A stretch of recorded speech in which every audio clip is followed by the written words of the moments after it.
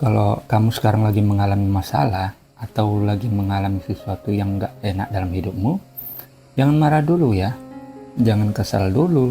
Ingatlah bahwa Tuhan turut bekerja dalam segala sesuatu untuk mendatangkan kebaikan ya. Ini dicatat di Roma 8 ayat 28. Percayalah bahwa firman ini benar-benar hidup.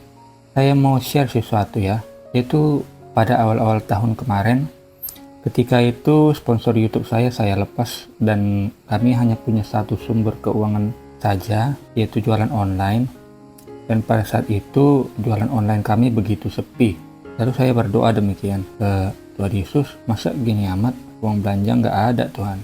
Di susu anak lagi Tuhan, sepi banget jualannya Tuhan. Nah, beberapa hari kemudian masuklah beberapa orderan online yang jumlahnya itu nggak sedikit ya. Singkat cerita, beberapa pesanan yang nilainya gede-gede itu mengalami masalah di pengiriman. Ada yang salah nulis alamat, masa dia tulis XXX gitu ya. Kemana kurir akan mengirimkan itu? Dan ada juga yang masalah di pengiriman lainnya ya. Saya pun bingung nih. Ini apa lagi? Padahal ini penjualan yang saya tunggu-tunggu. Saya butuh duit buat belanja gitu ya.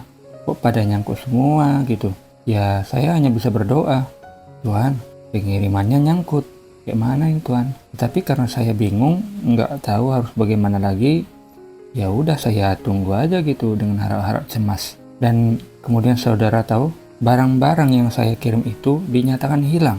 Nah loh, kemudian saya hubungi pembeli-pembeli saya dan menenangkan mereka supaya mereka nggak panik gitu ya. Sebagian dari mereka ada yang menunggu dan sebagian lagi ada yang order ulang sambil menunggu uang mereka di refund atau dikembalikan gitu. Jadi singkat ceritanya, barang saya yang dinyatakan hilang itu oleh tim marketplace itu diganti rugi dengan nilai yang seharusnya ya. Dan pembeli itu pun juga diganti rugi oleh asuransinya. Saya pun senang ya, saya pasti senang. Lalu pembeli yang sempat order ulang tadi itu, singkat ceritanya udah menerima barang penggantinya gitu ya. Dan udah dicairkan, dananya saya terima lagi. Sampai di situ saya heran, kok seperti pelipat gandaan gitu ya? Order satu hasilnya jadi double karena ganti rugi. Di satu sisi pembeli yang lain masih menunggu uangnya kembali dan dia bilang akan berencana untuk order lagi nanti kalau uang sudah dikembalikan.